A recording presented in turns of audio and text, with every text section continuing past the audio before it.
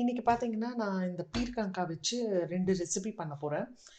இந்த ஸ்கின்ன வந்து எடுத்துட்டு, இந்த ஸ்கின்ன வச்சு ஒரு தொகையலும், உள்ள இருக்கிற அந்த ஃப்ளெஷ்ஷும், ப்ரான்ஸும் வச்சு ஒரு வறுவலும் பண்ண போறேன். ஸோ, இது ஃபர்ஸ்ட் இந்த ஸ்கின்ன பீல் பண்ணி எடுத்துக்கலாம்.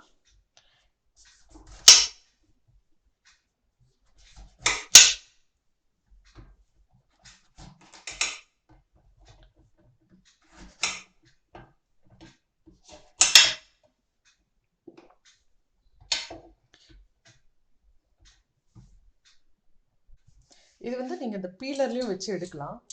ஆனா இது கொஞ்சம் டைம் ஆகும். நான் என்ன பண்ண போறேன்னா, கத்தியிலே எடுத்துட போறேன். ஸோ, இந்த ஸ்கின் எல்லாம் தனியா இப்படி எடுத்து வச்சுக்கோங்க.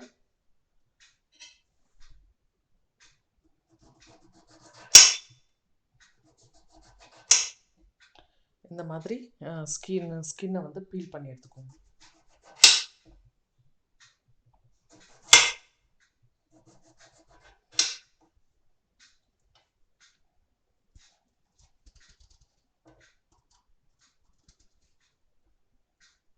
நீங்கள் வந்து தொகையலுக்கு அப்படியே கூட போடலாம்.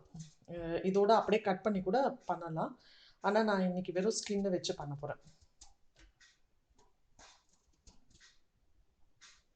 நீங்கள் இந்த ஃப்ளெஷ்ஷோட கூட தொகையல் பண்ணி சாப்பிட்டீங்கன்னா நல்லாயிருக்கும். ஸோ இந்த மாதிரி நான் அந்த தூளெல்லாம் தனியாக ஒரு இது பவுலில் எடுத்து வச்சுட்டு இதை கட் பண்ணி க்யூப்ஸாக கட் பண்ணி வச்சுக்க போகிறேன். இது வந்து தண்ணி காய், ரொம்ப தண்ணி விடும். ஸோ அதனால் கொஞ்சம் பெருசு பெருசாகவே போட்டுக்கலாம்.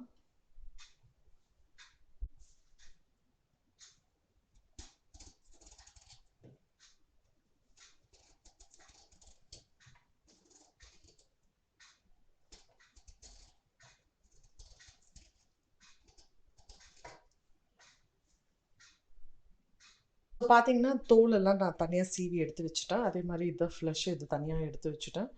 ஸோ இது ரெண்டும் வாஷ் பண்ணிவிட்டு ஃபஸ்ட்டு தொகையல் பண்ண ஆரம்பிச்சிடலாம். ஸோ பார்த்தீங்கன்னா இதை நல்லா கழுவி எடுத்துகிட்டு வந்து வச்சுட்டேன். அப்புறம் இதுக்கு என்னென்ன வேணும்னு பார்த்தீங்கன்னா, 1 டேபிள் ஸ்பூன் உளுத்தம் பருப்பு, 1 டேபிள் ஸ்பூன் கடலைப்பருப்பு, ஒரு 4 பல்லு பூண்டு இப்படி கட் பண்ணி வச்சுருக்கேன், ஒரு துண்டு இஞ்சி இந்த மாதிரி கட் பண்ணி வச்சுருக்கேன், அப்புறம் 3 பச்சை மிளகா, கொஞ்சம் டேஸ்ட்டுக்கு வந்து புளி இதையும் ஆட் பண்ணணும், அப்புறம் வெங்காயம், கருவேப்பிலை, கொத்தமல்லி. ஸோ இதை வந்து தொகையல் பண்ண ஆரம்பிச்சிடலாம். பேன் வச்சாச்சு, கொஞ்சம் எண்ணெய் போட்டுக்கலாம். 1 டேபிள் ஸ்பூன் எண்ணெய் போடுறேன்.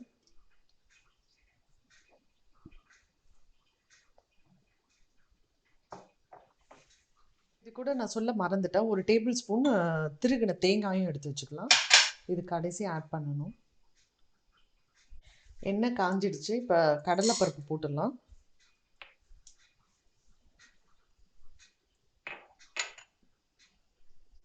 கொஞ்சம் செவக்க வறுக்கணும். இது ஓரளவுக்கு செவக்க வறுந்துருச்சு. இப்போ வந்து உளுத்தம் பருப்பு போட்டுக்கலாம். இதுவும் அதே மாதிரி கொஞ்சம் செவக்கணும். உளுத்தம் பருப்பும் ஓரளவுக்கு ஒரு மாதிரி ப்ரௌன் கலர் வந்துருச்சு. இப்போ வந்து இஞ்சி, பச்சை மிளகா, பூண்டு. ஸோ இந்த பருப்பு ஃபஸ்ட்டே நம்ம எதுக்கு வறுக்கிறோன்னா, வெங்காயம் போட்டுட்டு வதக்குனீங்கன்னா அது அந்த அளவுக்கு வறுபடாது. அதனால் ஃபஸ்ட்டு பருப்பெல்லாம் போட்டுட்டு இதுக்கப்புறம் தான் வெங்காயம் ஆட் பண்ண போதும்.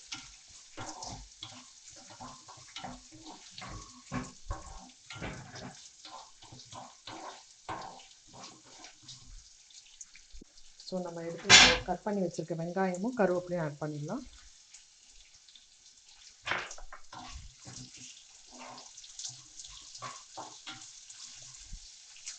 இந்த வெங்காயம் குக் ஆகிறதுக்கு கொஞ்சம் சால்ட் ஆட் பண்ணிக்கிறேன். இப்போ இந்த பீர்க்கங்காய் தூள்,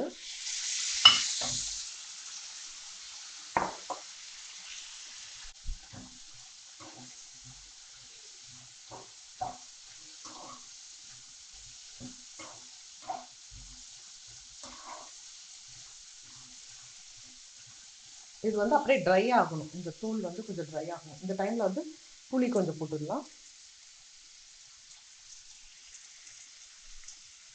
இந்த தூள் பார்த்தீங்கன்னா நல்லா சுருங்கி வரணும்.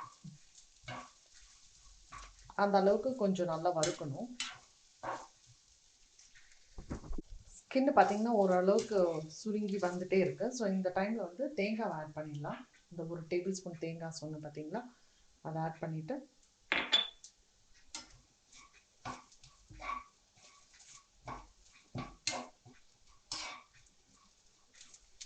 தேங்காய் போட்டு கொஞ்சம் வதக்கிட்டேன். இப்போ கொஞ்சம் கொத்தமல்லியை போட்டுட்டு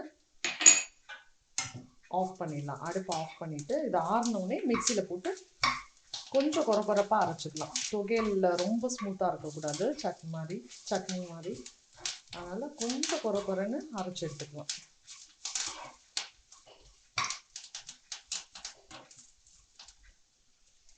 ஸோ இதை ஆறட்டும். இதை மிக்சியில் போட்டு எடுத்துகிட்டு காமிக்கிறேன். இப்போ நெக்ஸ்ட் அந்த பீர்க்கங்காவோட ஃப்ளெஷ்ஷை வச்சு ப்ரான் வச்சு ஒரு வறுவல் மாதிரி பண்ணிடலாம்.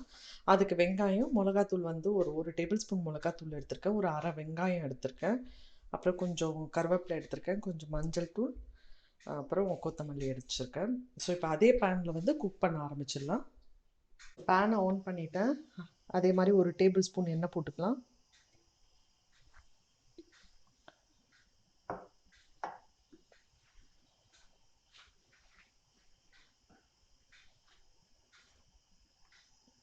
இப்போ நம்ம வெங்காயமும் கருவேப்பிலையும் ஆட் பண்ணிக்கலாம்.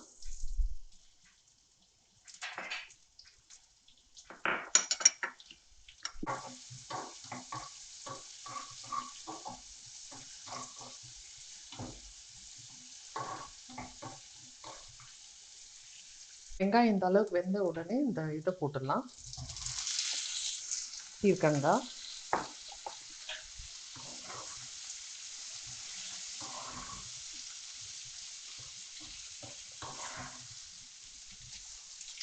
இதுக்கு வேண்டிய உப்பு, மிளகாத்தூள், மஞ்சள் தூள்,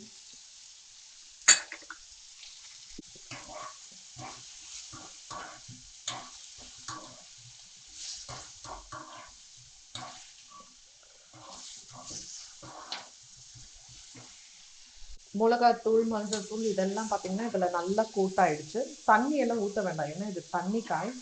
ஸோ இதுவே தண்ணி கொஞ்சம் நேரத்தில் விட்டுரும். அதோடு இல்லாமல் நம்ம ப்ரான்ஸும் ஆட் பண்ண போகிறோம். இது கொஞ்சம் இந்த மிளகாத்தூளோட அந்த பச்சை வாசனை போகிற வரைக்கும் கொஞ்சம் வதக்கிட்டு அப்புறம் இந்த எறாவை தூக்கி போட்டுடலாம். ஸோ இந்த ஸ்டேஜில் நான் வந்து எறாவை போட்டுறேன்.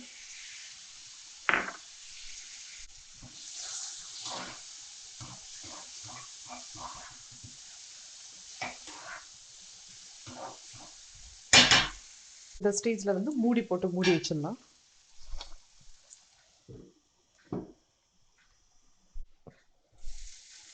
ஸோ பார்த்தீங்கன்னா நான் தண்ணியும் ஊற்றலை. ஸோ உங்களுக்கு இந்த அளவுக்கு வந்திருக்கு. இன்னும் கொஞ்சம் வறுக்கணும். ஒரு மீடியம் ஃப்ளேமில் வச்சிங்கன்னா கரெக்டாக இருக்கும். மூடி போட்டு தண்ணியே தேவைப்படாது இது குக் பண்ணுறதுக்கு. இன்னும் ஒரு 2 மினிட்ஸ் வதக்கிட்டு கொத்தமல்லி போட்டு இறக்கி வச்சிடலாம். ஸோ சூப்பராக நல்லா வறுபட்டுடுச்சு. இப்போ கொத்தமல்லி போட்டு இறக்கி வச்சிடலாம்.